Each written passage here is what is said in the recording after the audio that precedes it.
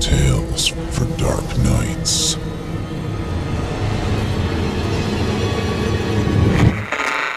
Want to make sure you never miss a Chilling Tales for Dark Nights video again?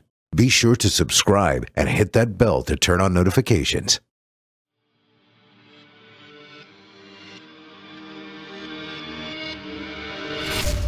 Welcome, dear listener, to Fear from the Heartland.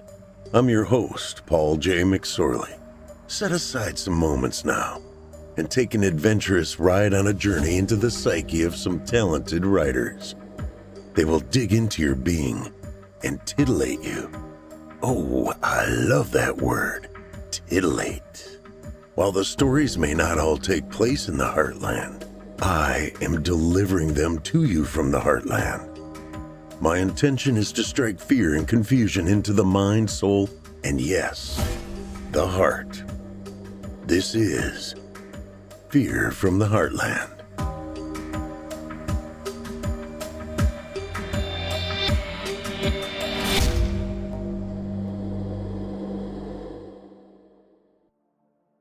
Good evening, dear listener.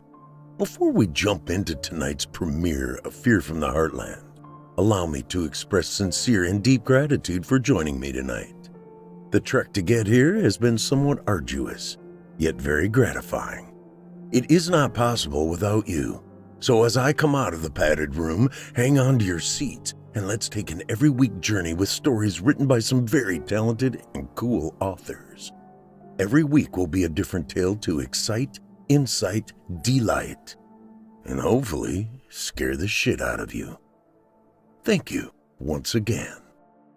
Tonight's featured story, Stained Concrete, was written by award-winning author Ashley Fontainne. Convicted felon Dan Kincaid must learn to navigate life outside the prison walls upon his early parole. What starts out as an exciting journey takes a dark turn when he realizes freedom can be deadly. And now, Stained Concrete.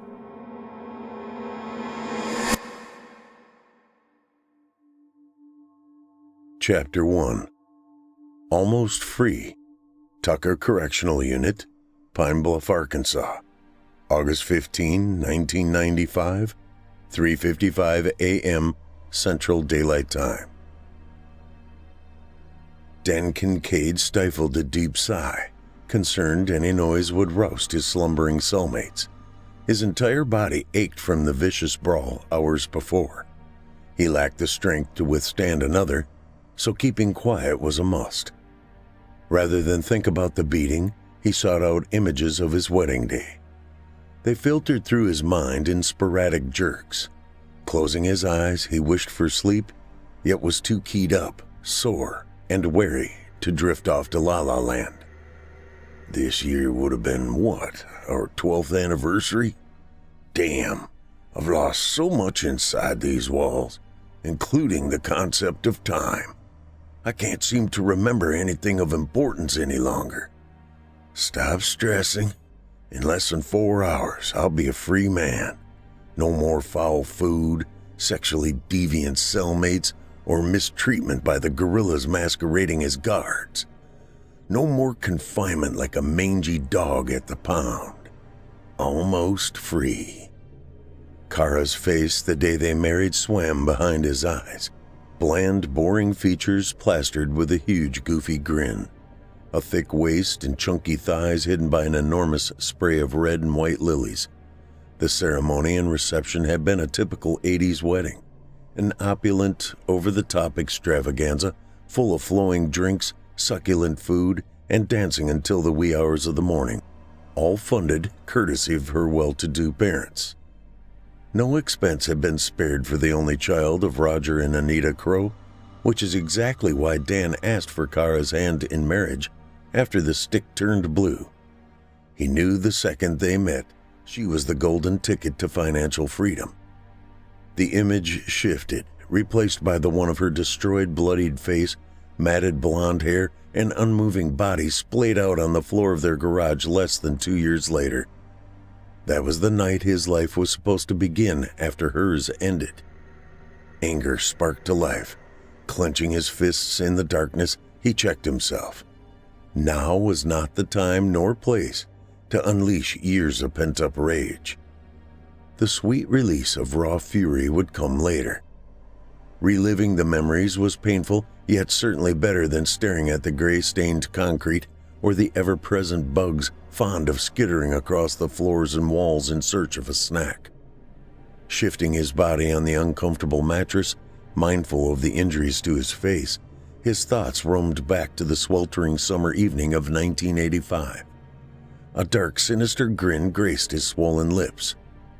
"I'm coming for what's mine. Dad always said a real man finishes what he starts, and I am my father's son." Chapter 2. A New Beginning. Outskirts of Perla, Arkansas. August 15, 1995, 10:55 a.m. Central Daylight Time. When Dan's feet touched the ground outside the security gates for the first time over 3,650 days, euphoria flooded through his chest. Upon sliding into the cool interior of Theo, Montgomery's fancy pants BMW, inhaling the luxurious scent of expensive leather and cologne, a wave of giddiness made him smile. The unfamiliar emotions switched over to irritation while staring out the window as he listened to his attorney prattle on about rules, responsibilities, and meetings with a parole officer. When they stopped at the DMV in Malvern to renew Dan's driver's license, an overwhelming sense of panic hit him. Hard. Would he be forced to explain in front of all the staff and impatient customers why his license expired, or the bruises and cuts on his face? What if someone recognized him, pointed fingers while running away in fear? How would he handle someone hurling accusations about the dastardly crime he committed in 1985? What if he snapped and did something stupid to send him back to the hell known as Tucker? The gut-burning angst turned out to be a waste of time. The DMV had no customers. None of the staffers looked familiar. The woman behind the counter didn't appear fazed in the least by the request for a new license, nor bat an eye while taking his picture or ask about the injuries. For the past 20 minutes, they had ridden in silence. Unfamiliar scenery whizzed by in a blur. Dan didn't recognize his old stomping grounds. Back in 1985, Malvern was a blip on the map, a population less than 5,000. Now new buildings, wider streets, heavier traffic, vast suburban sprawl, and an updated sign noting the population at 25,000 made him feel like a lone traveler reawakening in a foreign land. Rambling thoughts buzzed around inside his head. How would he find a job, afford a vehicle to get to and fro, or adapt back into society? Trapped in a loop of worry, he swallowed hard, glancing over at Theo. The loyal attorney had been the one and only constant presence in his life for the past 6 years after Dan's previous lawyer died. They had known each other since childhood, yet weren't friends. He knew the legal beagle's mannerisms and sensed something was on his mind he didn't know how to broach. The car slowed. Theo turned onto a road Dan did recognize. Ridgeview Circle. His stomach flip-flopped. Burning gastric juices jolted up his esophagus. The last time he had been down the bumpy pavement, he had been in handcuffs and stuffed into the back seat of a country cruiser. Honed instincts from years behind bars lit up, flushing his system with a rush of adrenaline. The fight-or-flight response went into overdrive. He sensed a trap. Theo wasn't a large man, maybe 150 pounds soaking wet and barely 5 feet 7 inches. Soft, dainty hands of a man accustomed to using his brain and not brawn. Dan could overpower him easily. The ability to sense danger kept Dan's 5'10" frame mostly free from injury during his decade-long stint inside Tucker. Mostly.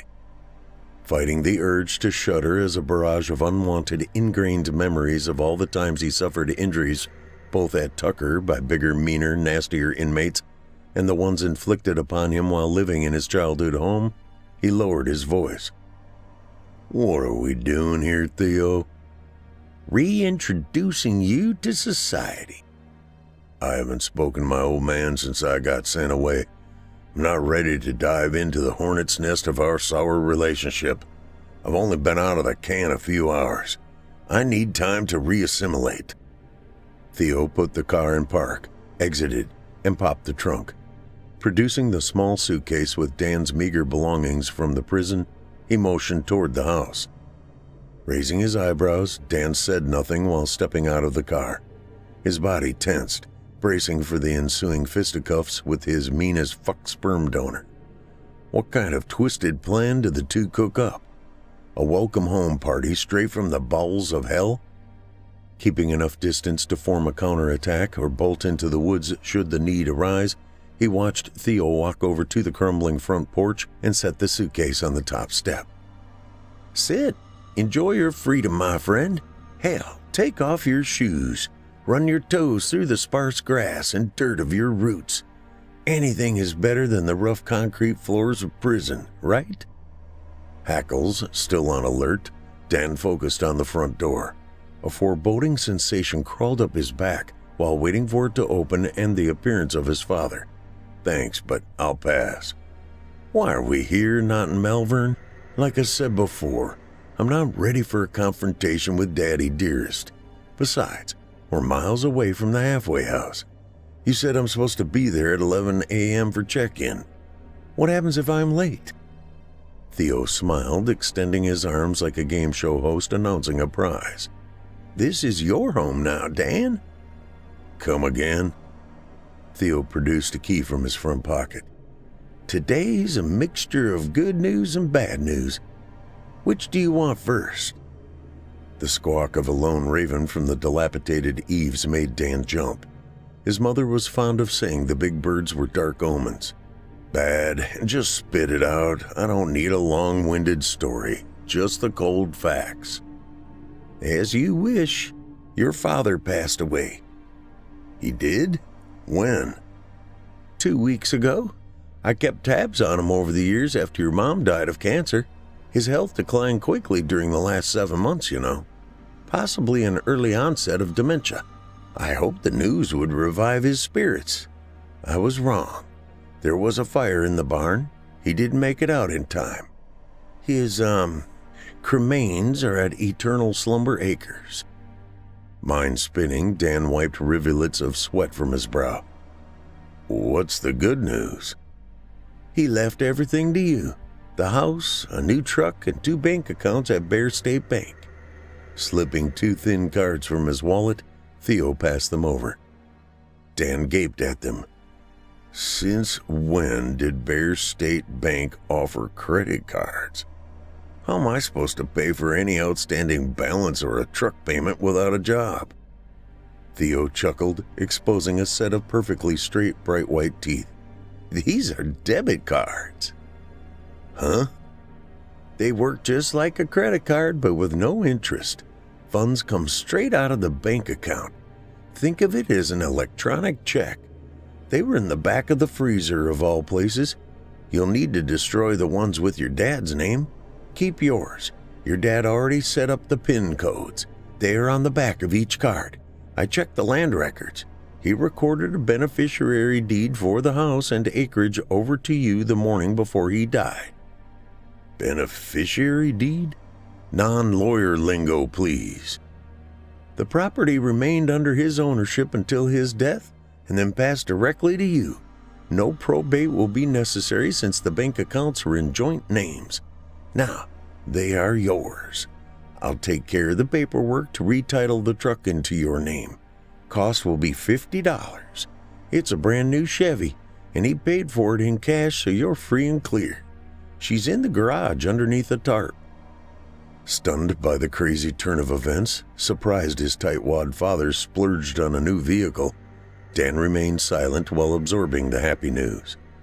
How much money was in the bank account? Would it be enough to make much-needed repairs on the dump?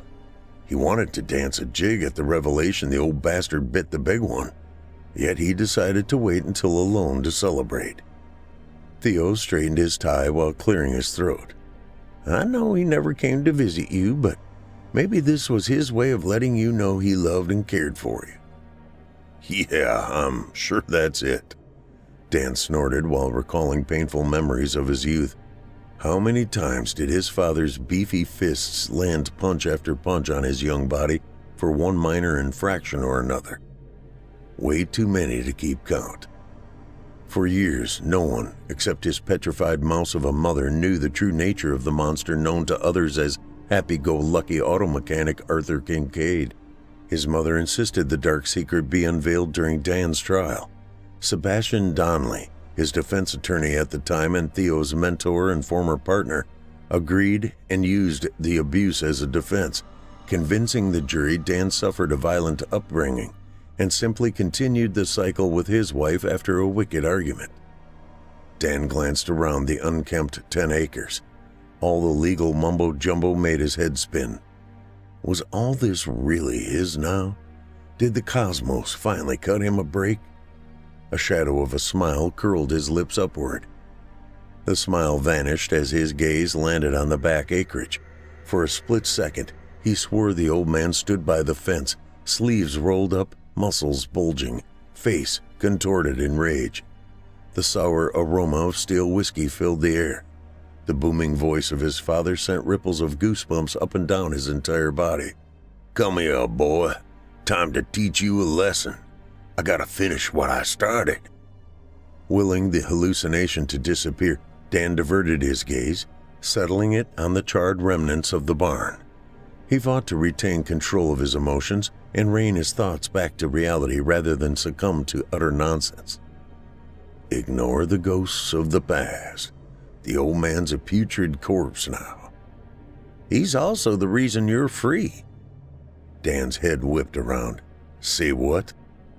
He came to the parole hearing, begging for you to be released.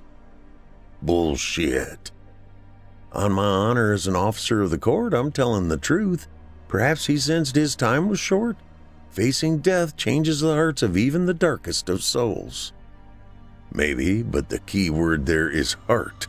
That son of a bitch didn't have one. Dan spit onto the dry ground. So, what about the halfway house? The sound of crunching gravel made both turn their heads. A tan Aries K stopped behind Theo's car. A woman with long legs, jet black hair, and enormous sunglasses sauntered their way. Her brown pantsuit fit a curvaceous body like a second skin. He hadn't set eyes on a decent-looking woman in years. He fought the urge to let out an appreciative whistle. Theo glanced at his watch while whispering, "That's Gina Renfro, your probation officer. Woman's always right on time. I pled your case with her after finding out about your dad's passing. I'll let her tell you about the halfway house." Gina grimaced at Theo. Dan surmised she overheard the whispered words. Removing a card from her purse, she set it on the railing. The sweet scents of lilacs and jasmine filled his nostrils. "Mr. Kincaid, I assume Mr. Montgomery informed you of who I am?" "Yes, ma'am." "Good. You have him to thank for your new living arrangements. He's quite persuasive." She paused while taking in the entire area. "As long as you stay out of trouble, which of course includes no drugs, booze, overnight female guests, arrestable offenses, find gainful employment, attend your bi-monthly meetings with me at my office, and pass random drug tests, you may reside here, unsupervised." Dan's mouth dropped open. "No shit?" Gina gave a curt nod. "I'll need to inspect the residence before I leave to ensure no prohibited items are inside the house." I haven't been inside yet. I have no idea what's in there. Don't hold me accountable for what my father left behind." "I took the liberty of having the house cleaned by my housekeeper, Constance," Theo interjected, leading the way up to the front door. "It was a disaster area. The firearms were removed. We tossed most of the junk, including all the furniture, so what's in there came from goodwill. Constance is a dandy, very thorough. The fridge and pantry are stocked with food, and she removed all the liquor." Eyebrows raised in doubt, Gina motioned for Theo to open the door, keeping her attention focused on the house. The sense of bleach and pine cleaner assaulted Dan's nose, immediately reminding him of prison. The underlying stench of his father remained despite the cleaning. Unsure of his reaction upon setting foot inside for the first time in over a decade, he hung back, watching the duo go from room to room. Gina's heels clacked across the old linoleum and stained hardwood with each purposeful step. He hoped the maid truly did perform a thorough cleaning and removed all the bottles of Johnny Walker his father used to hide throughout the house. In minutes they returned. Gina paused at the bottom of the steps. "Your first appointment is Tuesday at 9 a.m. Do not be late, Mr. Kincaid. The address is on my card, along with my beeper and office number. Excuses are not tolerated. Abide by the rules. All it takes to send you back to Tucker for the remainder of your sentence is one infraction. Understood?" Dan envisioned slapping the smirk off her pretty face. "Yes, ma'am." Waiting until the car disappeared around the bend of the road, he studied Theo. "Why'd you do all this? It's not like I was innocent and got framed. You read the case file and know I did it." "I'm aware. Just as I'm aware you made a mistake during a fit of uncontrollable rage after a triggering argument. You paid your debt to society and are a reformed man. I see transformation, and most importantly, so did the parole board. I'm the closest person to family you have left now, so what kind of attorney would I be if I didn't offer a solid foundation for you to walk down on this new path of life?" Dan pondered the words, yet remained quiet. Was this really happening, or just a vivid hallucination? "There's no one left to condemn you any longer, Dan. Reflecting on the past is a waste of time. Concentrate on building a better present and future. You've been granted a chance to start fresh. Take it and run." Pulling out a cigarette from his pocket, Dan lit up, inhaling long and deep. "I doubt Kara would agree with your statement. She'll find out soon enough where I'm living. When she does, I promise you she'll do everything in her power to make life outside of prison miserable for me." "No, she won't. Trust me." "Trust you? I trust nobody." Blowing out a plume of smoke into the damp, humid air, Dan let down his guard a fraction. 10 years of keeping my ass clamped tight and a head on a rotating swivel, watching my back wipe that word right out of my vocabulary. Think what you like about the world at large, Dan, but not me. Walking back toward the BMW, Theo shook his head. "You must trust someone sometime, or else that swivel head of yours will snap one day. Oh, by the way, the truck key is on the counter." "Thanks." "You have nothing to worry about. Kara died last month. Hit and run. Most likely a drunk driver." "Why didn't you tell me?" Theo shrugged his shoulders. "You aren't the only client I have, Dan." "Holy shit. I really am free?" "Only if you embrace your freedom. Don't allow the past to trap you inside the prison of your mind. Oh, and one more thing." "What?" "Come by the office on Friday, say around 10. I have plenty of odd jobs for you to do until you can find permanent employment. With your reputation and record, it'll take time." Theo waved, hopped into the driver's seat, and sped off down the gravel road. Waiting until the cloud of dust settled, Dan kicked off his shoes before ambling over to the grass. Scrunching his toes into the blades felt glorious. He stopped after a few seconds when the raven screeched again, drawing his attention toward the house. The place that frightened him almost as much as the 8x8 prison cell. Could he do it? Could he live inside his childhood home? Face the fears of his past? Only one way to find out. Snatching his shoes and the key from atop the suitcase, he steeled his resolve. Upon entering, a wave of painful, terrifying memories slammed into his mind so hard it was as though his father's fist smacked into his brain. Taking a deep breath, he lit up another smoke, a habit his father abhorred. Seeing the place stripped of all mementos and with new furnishings was strange yet fascinating. That's the last time you'll hurt me again, you piece of shit. I'm glad you're dead. Saved me the trouble of taking you out myself." With purposeful strides, he headed to the pantry. Opening the cabinet door, he felt around for the hidden handle. A quiet chuckle escaped his cracked lips while pulling out 2 dusty bottles full of Johnny Walker. "Hello, boys. Guess this isn't such a bad welcome home party after all."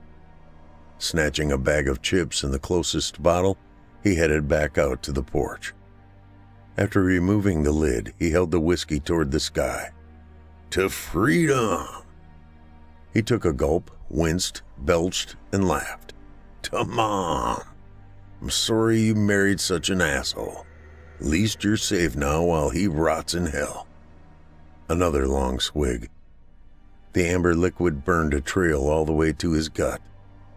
"To no longer fearing my old man." Another swig, followed by a handful of chips. "To sleeping alone in a real bed with no fear." He chugged again. Lighting a smoke, he squinted while staring out into the overgrown field. Maybe Theo's right. Let go of the past. Concentrate on the future. It sure isn't what I had in mind when I left prison earlier. Not even in my wildest dreams. And I don't have to dirty up my hands to get what's mine. The trill of the house phone made him jump. He stood, fought off the rush of dizziness, and ambled inside. It took him a few seconds to locate the cordless phone, which was crammed in between the couch cushions. "Hello?" Nothing but dial tone. "Ha! If you were looking for Arthur Kincaid, you're shit out of luck. Ding dong, the dick is dead." Dan laughed so hard he nearly fell while making his way back outside. Taking another drink, the relaxing effects of the scotch made his chest warm. "Tikara, glad I don't have to finish what I started. You'd better still have the safe and my share of the spoils." As the trill of cicadas filled the sweltering afternoon, Dan continued to drink, laughing until tears came at all the terrible twists and turns of his life during his 35 years on the planet. Chapter 3. Nightmares of the Past. Outskirts of Perla, Arkansas.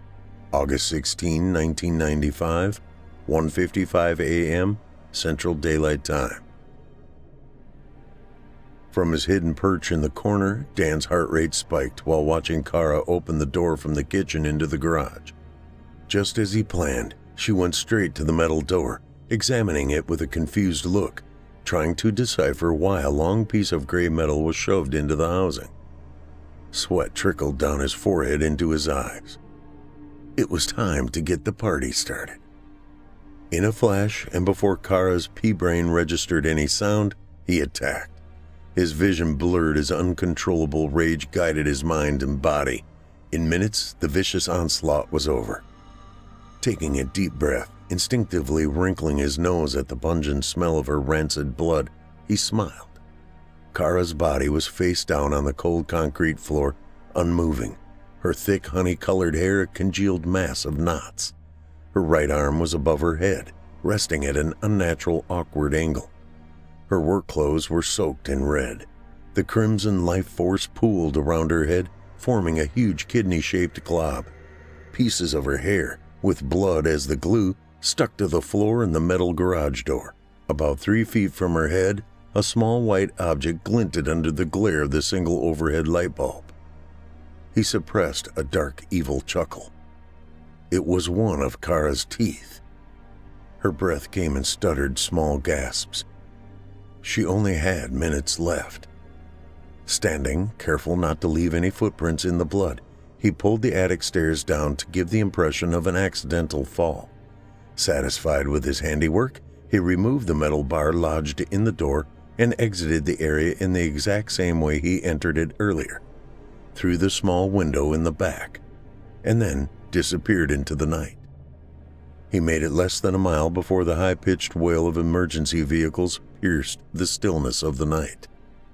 Running faster, Pushing his aching muscles past the point of exhaustion, he zigzagged through the woods, guided by the full moon's radiant beams, until arriving at the berry patch at the edge of his parents' property.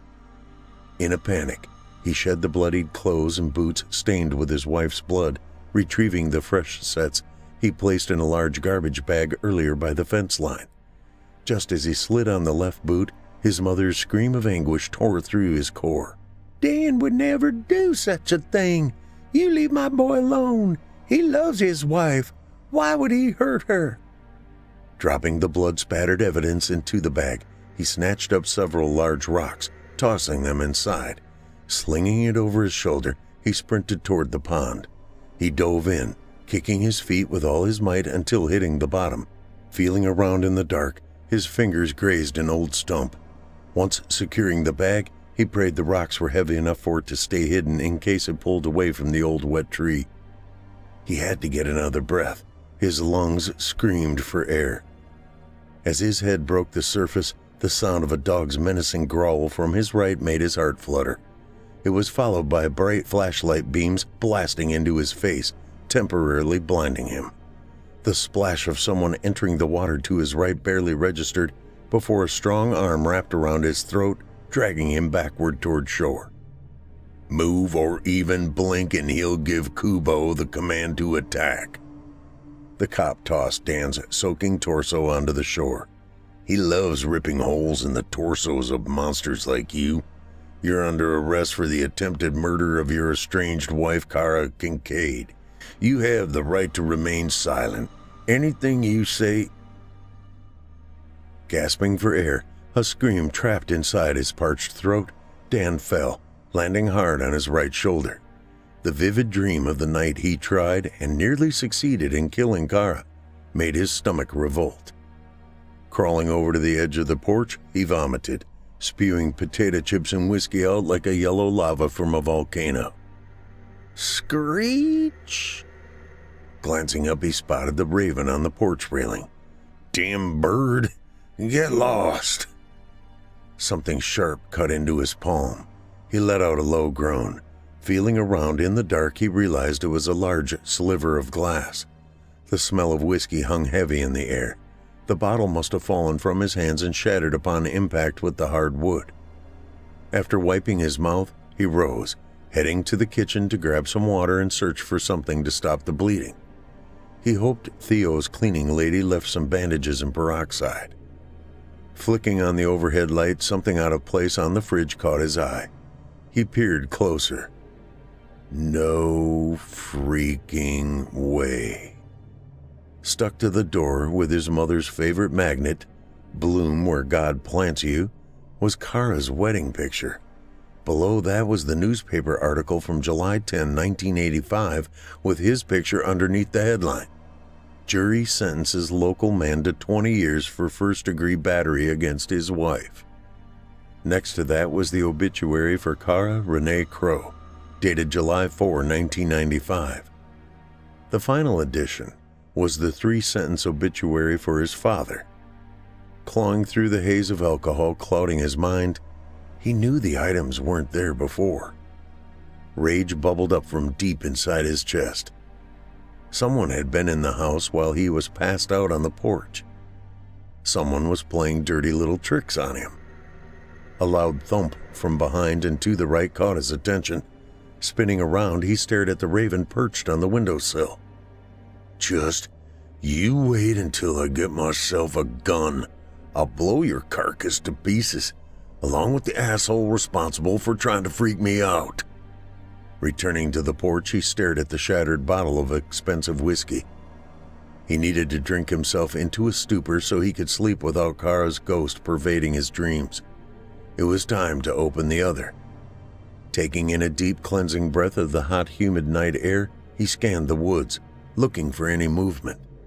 The scent of honeysuckle and night jasmine tickled his nose, immediately reminding him of his horrendous childhood. "Screw this. I'm too drunk to whip anyone's ass."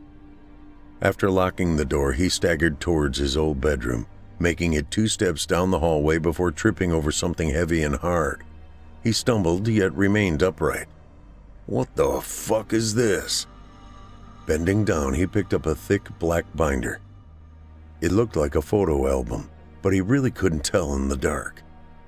Upon entering his room, he turned on the light, mouth hanging ajar while flipping through the pages. It was full of trial transcripts. More specifically, the damning testimony of the physician who treated Kara at the hospital. "Died in a hit and run, my ass. Theo, you idiot. Kara pulled the wool right over your eyes. Oh, you want to play games, huh, my pathetic ex-wifey?" Dropping the binder onto the floor, he staggered down the hallway. "I'll show you, bitch. I'll show you how a man finishes what he starts." Pushing the front door open, he plowed right into a body. The impact knocked them both to the ground. He heard a sickening thud followed by a low moan. His anger peaked. It was a female. "I'm gonna finish what I started, Kara. Squeeze the life right out of you." Spittle flew from his lips as his fingers latched around a slender throat already slick with blood. A flash of black hair caught his attention. "Miss Renfro?" She tried to scream, yet the pressure of his fingers cut off the flow of oxygen. Dumbfounded by her presence, Dan let go and rolled off of her before scrambling to his feet. "What in the hell? Why are you here? Are you in on this? Part of Kara's plan? You paged me. 911. Gina whispered while rubbing her throat. Her eyes widened in shock as she pointed behind him. "Look out!" Before Dan could spin around, pain exploded in the back of his head, sending him into a pit of ebony nothingness. "A decade of my life wasted while waiting for my love to regain the memories you erased. How's that fair, Dan? Where's the justice I deserve for my unending patience?" Groaning, head a vortex of pain and confusion, Dan fought to open his eyes.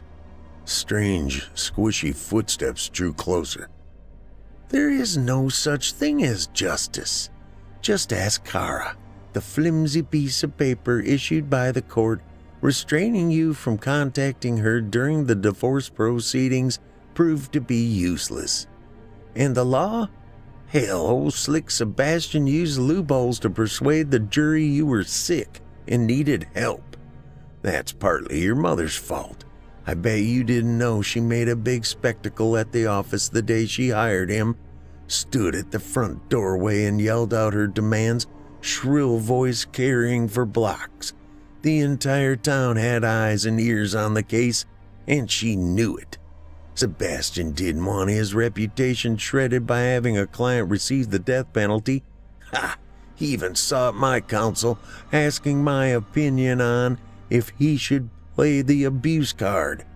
Of course I said yes. I needed you alive. That part was my fail-safe just in case Kara forgot the combination or died, both of which happened. Always have a backup plan, Dan. Always." A hot burst of fresh pain exploded in Dan's left cheek as Theo's foot connected. He moaned in agony. Sweat and blood streamed down his face as he finally managed, "Why, Theo?" "You seriously have the audacity to ask me why? Give me a fucking break, like you don't know." Another round of pain, this time from his crotch. Terror thrummed inside Dan's mind upon the realization his hands were bound. Damp cold seeped into his back. Despite the pain, he forced his eyes open, choking back a gasp. Even with one eye swollen shut, you still recognize where you are. Appropriate, don't you think? The garage floor of the house you once shared with my Kara. Dan's mind spun to process all the stimulation. My Kara? What the fuck is he talking about? Gaze scanning the area, his mouth went dry. Inches away from his body was Gina Renfro's. Even in the dim light, he could tell she was dead. Shifting his gaze upward, he noticed Theo wore gloves, his entire body covered in what looked like saran wrap. Oh shit, I'm in trouble. Theo crouched down, yanking a handful of hair with his glove-covered hand, forcing Dan to stare into his demented eyes. Dan had to keep him talking until he could figure out an escape plan. His throat burned and it was difficult to form words from his swollen lips. Blood seeped from his mouth. I don't... You ruined everything, idiot. All of our plans. I loved her. You what?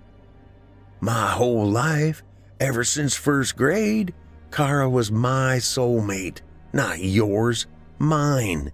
She cared for me as a friend, but damn, she fell head over heels when pretty boy grease monkey Dan Kincaid, former star athlete and quintessential bad boy, looked her way when she came back from college. Bland, boring, nerdy me ceased to exist in her mind and heart. Your looks and charm overrode the dirt underneath your nails and blue-collar job. She could have continued the high society life with me as the wife of a lawyer, but no, you knocked her up. On purpose.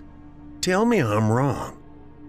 Swallowing hard, fearing the response to the answer, yet more afraid of getting caught in a lie, Dan nodded once, instantly recalling the night he poked holes in the condom. You aren't. Theo's features contorted into an angry sneer. I knew it. Kara adored you and was thrilled the child with your DNA grew inside her, despite the misgivings of her parents. I cannot begin to tell you how difficult it was for me to watch from afar as the woman I love carried the child of another and married such a worthless piece of trash. A loser, only after her for money. Theo let go and stood, pacing in small circles. Dan watched him pull something silver and shiny from his back pocket. Sweat and blood pooled around Dan's wrists, allowing him to slowly, steadily, twist his hands to loosen the bindings. Imagine my surprise when Roger Crow came to my house late one night, so drunk he could hardly stand. I found out then I wasn't the only man in town disturbed by Kara's life choices. Roger's conscience bothered him. Actually, I think he was more concerned about legal culpability, but that's just conjecture on my part. Anyway, he told me how the tainted fruit of your loins stopped growing inside his daughter's body after his decision. He actually used those words, tainted fruit. Roger was an odd duck. Dan's simmering anger bubbled dangerously close to the surface. He kept it in check. Are you saying he killed my baby? That's impossible. Kara tripped and fell down the stairs at her parents' house in her 6th month of pregnancy.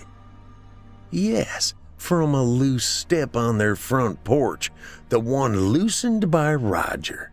And please drop the act. You didn't give a damn about your offspring. Maniacal laughter filled the empty garage. And here you thought your dad was a monster. At least you saw his attacks coming and could prepare for the emotional and physical onslaught. Kara had no clue her father was just as devious. The entire conversation with him was surreal. Roger rambled on about how the intentional miscarriage was an act of kindness. He didn't want his precious daughter saddled with a child fathered by you. The second part of his plan was to convince Kara to divorce you. Dan continued to slowly wriggle his wrists. The right was almost free. She loved me too much to leave. I don't believe any of this. Roger Crow was a pompous asshole, but he loved Kara. You know the fine line between love and hate? It's easily crossed when proof of adultery stares you in the face. Dan's eyes bulged from shock. What are you saying?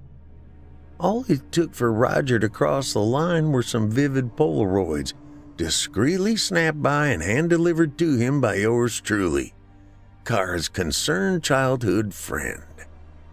You're nothing more than a slimy bottom feeder. I knew I felt someone following me around a few times. Theo's smile was straight out of a horror movie. Dark, devious, twisted. I promise I had no idea Roger would cross over into the dark side. Believe me, I was shocked. The night of his confession, He cried like a baby, whining about how much he loved his little girl. I knew then Kara married a man just like her father. Cold, calculating, and evil, willing to do anything to get what he wants. She deserved better. She was a queen and should have been treated like one. I was her prince, her rescuer, swooping in on a white horse, ready to whisk her away from the men who treated her like garbage. So I told her the truth about the loss of the baby and her whore dog husband. I assumed she'd be so grateful she'd pack up and run away with me. Unfortunately, I was dead wrong. To my surprise and horror, she crossed the thin line, diving headfirst into hate, ultimately committing murder. Dan's right arm was millimeters away from freedom. The unanswered questions from the last few weeks prior to his attack on Kara finally became clear. Now I know why Kara watched me work on my truck and asked me so many questions. She tampered with the brakes on their car, causing their deaths, right? A shadow of compassion and concern danced across Theo's face as he nodded. Love and hate makes people do the strangest things, doesn't it? And money. Don't forget money, Dan hissed. So why all this? Why involve her? Theo glanced over at Gina's corpse. You must pay for your crimes. 10 years wasn't near enough. Everyone thinks you're a monster, and tonight proves they are correct. Not even 1 day out of prison and you murdered your parole officer after paging her in a drunken stupor. She showed up at your house. You attacked her when she wouldn't hop in the sack with you, panicked, drove her car here and came in search of the money stashed in the safe, intent on skipping town. The police will conclude she put a valiant fight and landed a mortal blow before succumbing to the injuries inflicted by you. Death is what you deserved originally for hurting my beloved, but the information inside your head kept you alive. Long enough for you to share with me. Again, always have a backup plan. You're certifiable. Theo brandished the syringe in front of Dan's face. We can do this the easy way with a stick and a sting, or we can go the violent route. Your choice. Dan's fingers slipped through the knot. His muscles tensed. You want the combination? Good luck. My lips are sealed. No way you're getting your filthy hands on what's left of Kara's inheritance. Knowing her spoiled ass, she probably spent it anyway. And all this was for nothing. You killed an innocent woman for nothing. For nothing? Theo yelled, face radiating crimson. The tip of the syringe was inches away from Dan's eyeball. I sat by and watched while a once vibrant, effervescent woman, full of vim and vigor and smart as a whip, withered down to an unrecognizable shadow of her former self.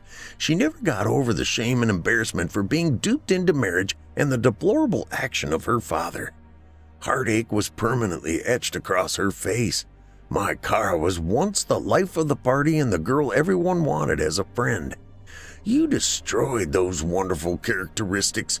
Those amazing traits are embedded forever between the tiny cracks in the garage floor. She never spent 1 red cent of her inheritance because she locked it all up in the safe and forgot the combination after you bashed her skull on the floor multiple times. Now tell me the fucking numbers or I'll slice your junk off and shove the flesh down your throat. Dan's arms shot out from behind him. A loud crack filled the air. Theo's body flew backward into the wall. He sputtered and coughed up a huge dollop of blood as his torso crumpled to the floor. I can't move. Oh God, I can't feel my legs. You broke my back. Oh, that's too bad, Theo. But guess what? Not being able to feel any pain will be a blessing. Trust me. Whack, whack, whack. Like a deer caught in a spotlight, Dan froze in horror, stomach lurching at the disgusting sounds and terrifying visuals of wood connecting with flesh. The noise stopped. His frazzled brain finally recognized the face and voice of the man standing inches away, holding the blood-soaked bat. "Dad? Howdy, son." Before Dan could blink, his father moved with lightning speed, smashing the bat into his right ankle. The bones shattered. Dan screamed in agony, wishing the house wasn't located in such a rural area. "Give me the combination, boy, or the next whack will destroy your knee." "Why, Daddy? Why? I'm your son." Snot and spittle flew from Dan's mouth. "What did I ever do to deserve your hate?" "You lived after nearly killing your ma when coming out of her. You broke the only thing I ever loved."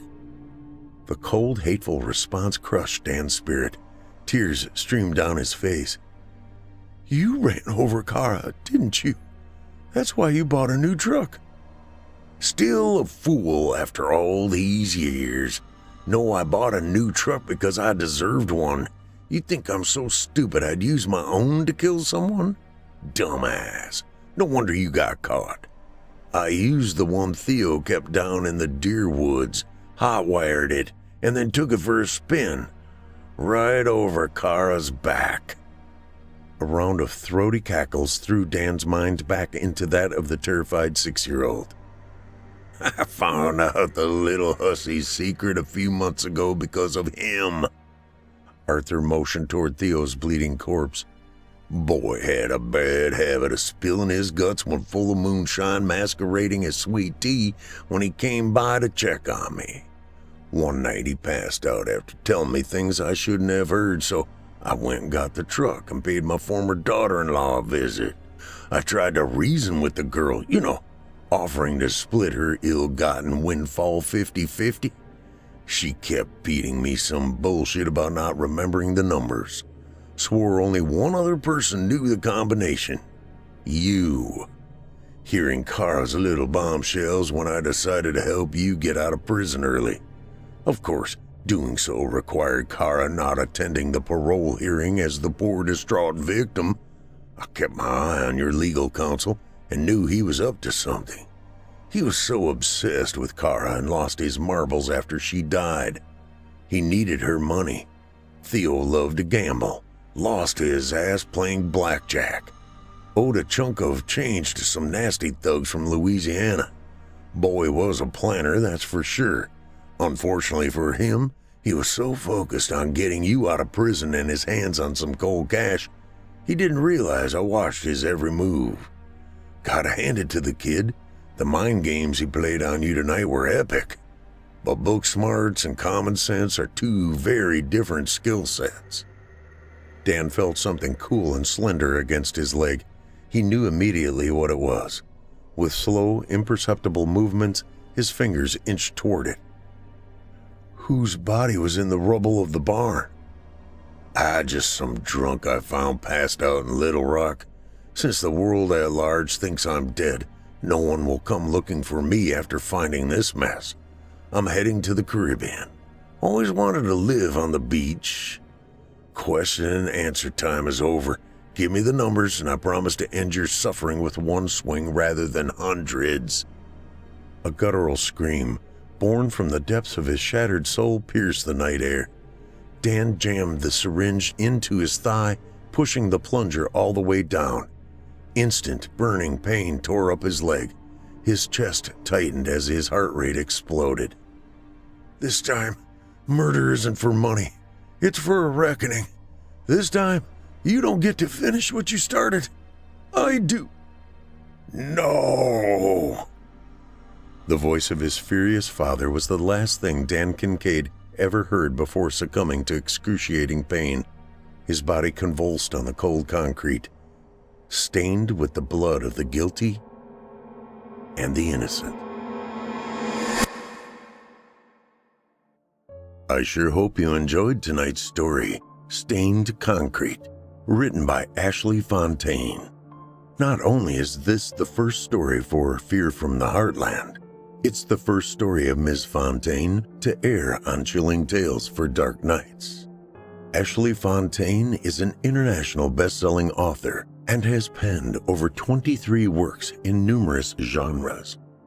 To find more of her excellent work, check out her website at ashleyfontainne.net. That's Ashley, ASHLEY, Fontainne, FONTAINNE.net, or connect with Ashley on Facebook at ashley.fontaine.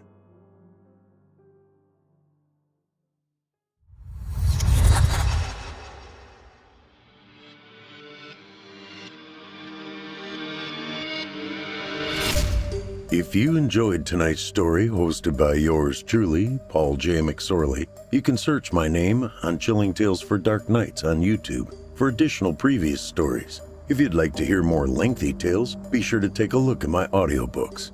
Available now on audible.com or just visit paulsbooks.net. That's PAULSBOOKS.net. You can also find me personally on Facebook and Twitter.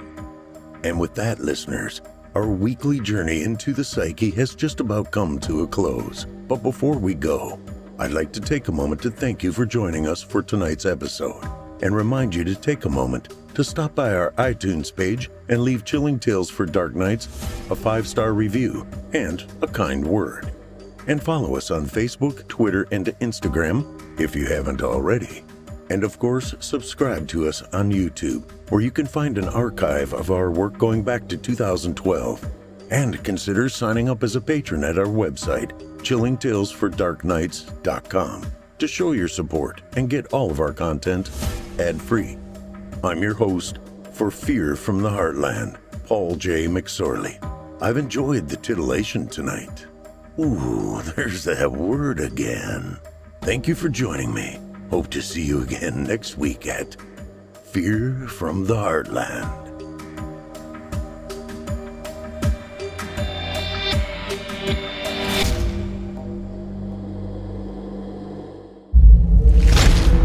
Chilling Tales for Dark Nights.